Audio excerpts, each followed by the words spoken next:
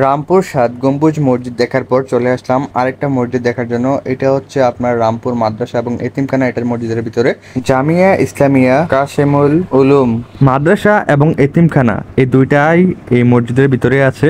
দেখতে পাচ্ছেন এটা হচ্ছে মসজিদ, এটা হচ্ছে মাদ্রাসা, আর এই দিক দিয়ে হচ্ছে এতিমখানা। দেখতে পাচ্ছেন কতটা সুন্দর এবং গুছালো, আর বিশাল বড় নিয়ে বিশাল বড় একটা মাঠ দেখতে পাচ্ছেন। সাথে কিন্তু আছে পুষ্কুনি। আর যাই হোক, জোহর নামাজ শুরু হয়ে গেছে বা শুরু হবে একটু পর। এখন 1:23 বাজে, বাট মুসল্লি একটাও দেখতেছি না মসজিদের মধ্যে। আর পরে যখন নামাজ শুরু হয়েছে তখন দেখি জাস্ট মাদ্রাসা বা এতিমখানার কিছু ছেলে পেলে আর হুজুর এই কয়েকজন নিয়ে আসলে নামাজ পড়তেছে তারা।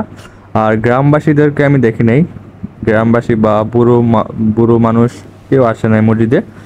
বিশাল বড় কিন্তু মসজিদ দেখতে পাচ্ছেন। এই পাশে হচ্ছে একটা বারান্দার মতো কিছু একটা, কতটা সুন্দর। আর ঠিক ওই পাশে কিন্তু আরেকটা ঠিক সেম টু সেম এটার মতো আছে।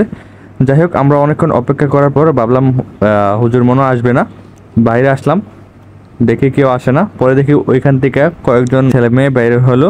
তো ওইখান থেকে বের হওয়ার পর নামাজ টামাজ পড়ার পর পুষ্করিটা দেখার জন্য আসছি বা পুকুরটা দেখার জন্য আসছি। এটা হচ্ছে সেই পুকুর যেখানে আমরা অজু করে ভিতরে ঢুকছি আর কি। দেখতে পাচ্ছেন কত সুন্দর, চারিদিকে গাছ বা গ্রাম সাইডের ভিতরে পড়ছে, তার জন্য এতটা সুন্দর।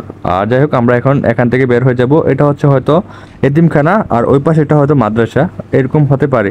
বাট এখানে সাইনবোর্ড নাই, তার জন্য আন্তাজের উপর বা ভিত্তি করে বললাম আর কি এটা হচ্ছে এতিমখানা। আর সামনে দেখতে পাচ্ছেন দোতলা একটা মাদ্রাসা হতে পারে এটা, কারণ ওইখানে বাচ্চা কাচ্চা বেশি। এই আর কি। আজকের এই সুন্দর ভিডিওটা যাদের কাছে ভালো লাগছে তারা অবশ্যই পেজটাকে ফলো দেবেন এবং সাবস্ক্রাইব করবেন। এটা হচ্ছে সেই গেট, এখান দিয়ে আমরা প্রবেশ করেছি আর এখান দিয়ে আমরা আসছি। তো যাই হোক, ভিডিওটা হয়তো অনেক লং হয়ে গেছে, আর বেশি বড় করতে চাচ্ছি না। এখন আমরা এখান থেকে চলে যাব বাড়ির দিকে। তো এখন বাড়ির দিকে কীভাবে যাব? তো যাই হোক, আমরা শর্টকাট নেওয়ার চেষ্টা করতেছি এখান থেকে মাসিকারা। মাসিকারা হচ্ছে আপনার এই এলাকার ভিতরে দেখতে পাচ্ছেন মাসিকারা বুয়াবাড়ি।